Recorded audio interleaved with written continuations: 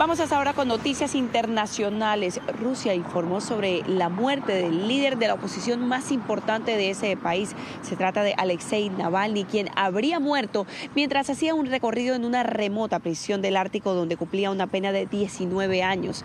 Navalny tenía 47 años y era abogado de profesión. Durante más de una década fue el detractor número 1 de Vladimir Putin y su gobierno. Según el informe oficial del Servicio Penitenciario Federal de Rusia, Alexei Navalny falleció en la correccional número 3 de la colonia penitenciaria en el Ártico, a donde fue trasladado en diciembre.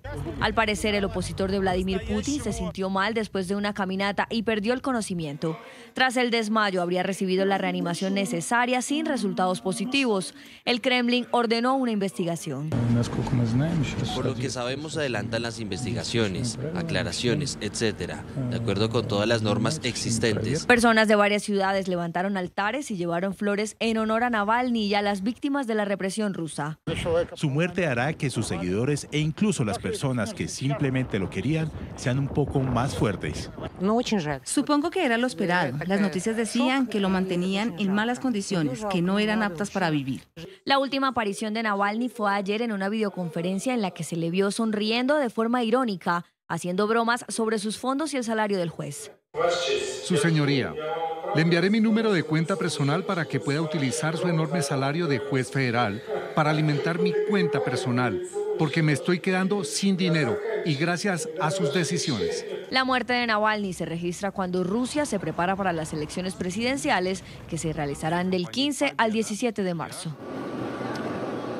Precisamente una voz de condena se elevó en el mundo tras el anuncio de la muerte de Navalny. Líderes políticos, activistas y la Oficina de Derechos Humanos de las Naciones Unidas se pronunciaron. En el siguiente informe les mostramos algunas de esas reacciones y les contamos mejor quién era Alexei Navalny. Mensajes de condolencias. Cualquiera que exprese críticas y defienda la democracia debe temer por su seguridad. Palabras alusivas a responsabilidades. Su muerte en una prisión rusa, la fijación y el miedo de un hombre solo subrayan la debilidad y la podredumbre en el corazón del sistema que Putin ha construido. Y señalamientos. Obviamente fue asesinado por Putin, como miles de otros que han sido atormentados. Esos son algunos de los pronunciamientos posteriores al anuncio de la muerte de Alexei Navalny. Las apariciones del considerado máximo líder opositor a Vladimir Putin comenzaron en 2008. Primero eran publicaciones en un blog sobre malas prácticas de corporaciones controladas por el Estado. Participó en varias protestas y hasta se postuló a la alcaldía de Moscú en 2013. Pero en plena campaña le condenaron a 5 años de prisión por malversación de fondos y aunque lo dejaron en libertad, quedó en segundo lugar en la contienda. Esa sentencia condicional bloqueó su postulación a las elecciones presidenciales de 2018. En agosto de 2020, tras culminar una jornada de trabajo en Siberia, se enfermó y fue hospitalizado. Estuvo en coma y las sospechas de un posible envenenamiento fueron confirmadas en Alemania, donde recibió atención médica.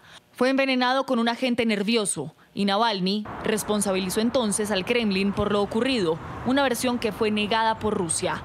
En enero de 2021 regresó a su país, donde lo arrestaron, al considerar que su estadía en territorio alemán fue una violación a una sentencia suspendida de 2014 por supuesto fraude. En 2022 lo sentenciaron a 9 años más por malversación de fondos y desacato del tribunal y lo transfirieron a una cárcel de máxima seguridad.